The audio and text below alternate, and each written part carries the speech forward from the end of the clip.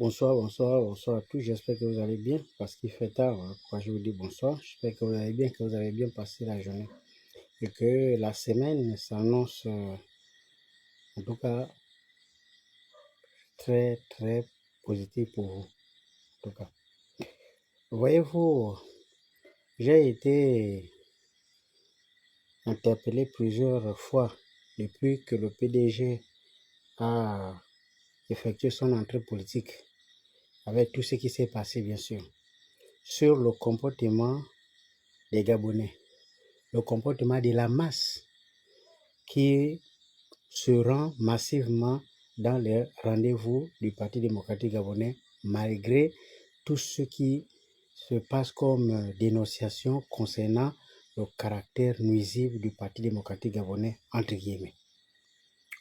Je voulais juste ajouter au débat ces quelques remarques.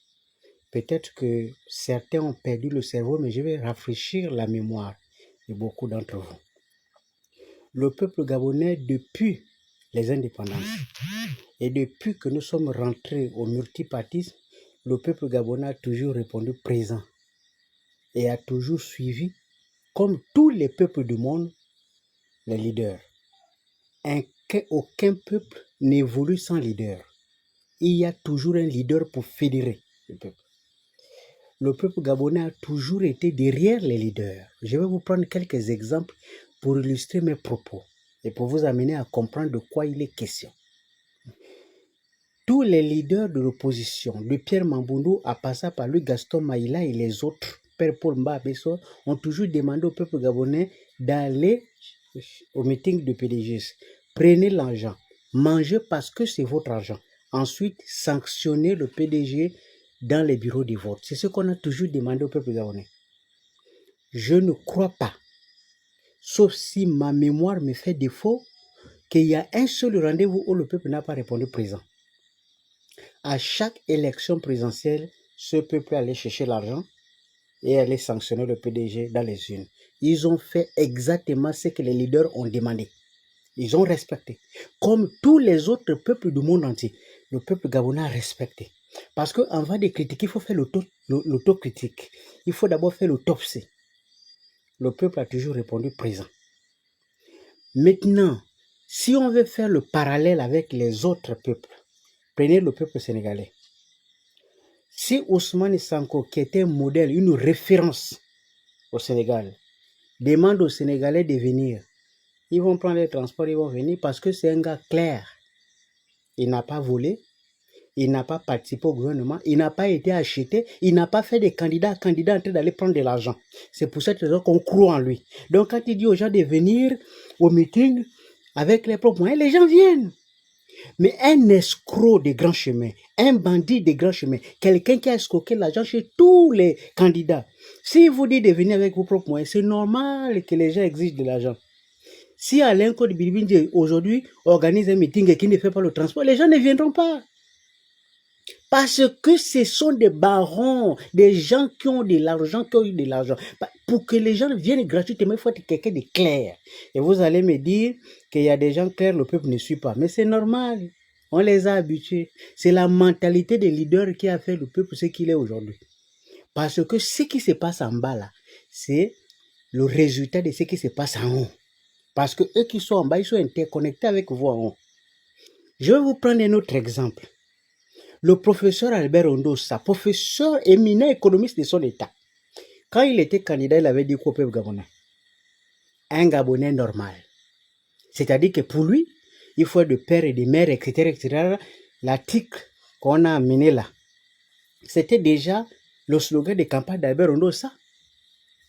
Mais qui soutenait Albert Ondossa? Monsieur Hugues Alexandre Barreau Chambéry, avec qui ils ont signé les conventions avant d'aller aux élections. C'est-à-dire que si Albert Ondossa accédait à la magistrature suprême, il devait partager le pouvoir avec Hugues Alexandre Barreau Chambéry, qui, d'après les explications de son slogan, n'était pas pour lui un Gabonais normal. Est-ce que vous pouvez comprendre la logique de cette histoire? Parce que dans la vie, quand vous voulez que les gens vous suivent dans votre logique, soyez vous-même logique et clair dans ce que vous dites et dans ce que vous faites. Quand vous avez des virgules, les gens ne comprennent plus. Mais c'est les leaders qui ont découragé le peuple et qui ont désorienté le peuple. Comment quelqu'un qui dit défendre les intérêts du plus grand nombre, dès que tu as l'opportunité, tu pars pour ton propre intérêt, et puis tu dis que les autres ne peuvent pas. Non, c'est qu'un pays sans référence, les masses ne peuvent rien.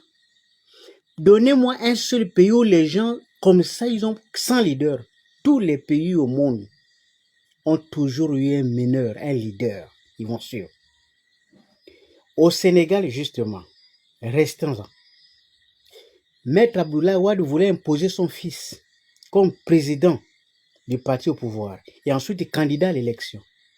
Le peuple sénégalais a dit non. Mais le non a commencé par qui? Par les intellectuels.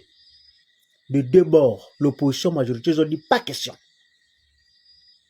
Parce que d'après, il ne maîtrise pas le Wolof, il ne fait pas ça patati patata.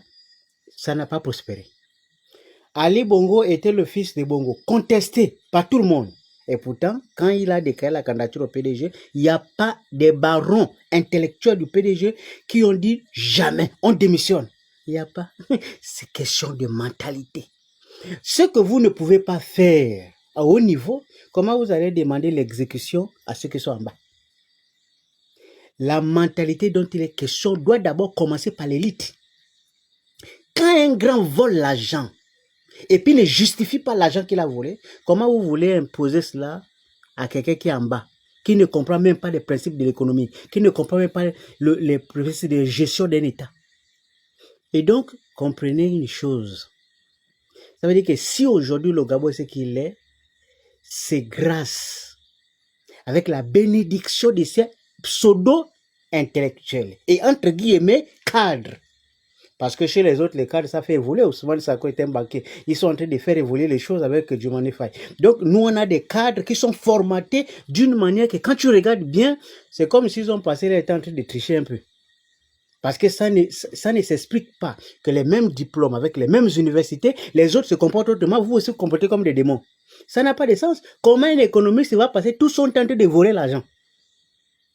Et puis on dit que c'est une matrix intellectuelle. Quelle matrix intellectuelle? Un intellectuel crée la richesse, il ne vole pas. Et donc, vous allez comprendre pourquoi moi je suis outré et je suis tellement remonté quand je pense qu'on passe tout le temps en train de frapper sur les pauvres villageois parce qu'ils ont assisté à un meeting. Et c'est normal qu'ils assistent à un meeting. 80% de ceux qui ont l'argent dans ce pays sont dans le PDG. Et si le PDG organise un meeting, c'est normal que les gens s'y rendent. C'est pour avoir 5 000, pour avoir une bouteille d'eau, pour avoir machin. Vous voulez qu'ils partent où? Qu'ils partent assister au meeting de Mengara? Qu'est-ce qu'ils vont avoir là-bas? Mais c'est ce que vous avez créé. Aujourd'hui, c'est ça, c'est devenu la référence. On se moque de nous à cause de ça. Parce que le peuple n'a plus de vision, n'a plus d'orientation, n'a plus de culture politique. Grâce à son élite qui a médiocrisé. Oh, dis donc. Bon, bref, vous avez compris de quoi il est question. En tout cas, ce qui est sûr, c'est que quand vous aurez le temps et la gentillesse nécessaire de comprendre pourquoi nous avons échoué, nous allons nous asseoir, réexaminer en tant que patriotes là où nous avons échoué et peut-être rafistoler. Mais je peux vous assurer, ce n'est pas le bon chemin. Ne prenez pas ce chemin. Le débat ne se situe pas à ce niveau. Le débat ne se situe pas au niveau du bas peuple. Le débat aujourd'hui, c'est son élite. Quand l'élite raisonne, c'est l'élite qu'on regarde de l'autre côté. On ne regarde pas le bas peuple, c'est l'élite. Et justement, cette élite cause problème aujourd'hui. Parce que le français, c'est pas suffisant pour convaincre. Il y a des arguments, il y a des contre-arguments. Et je peux vous assurer que vous pouvez tout faire. Le parcours de chacun témoigne de son véritable positionnement et surtout de sa mentalité. Et donc, il est inutile de toujours accuser l'autre pour rien.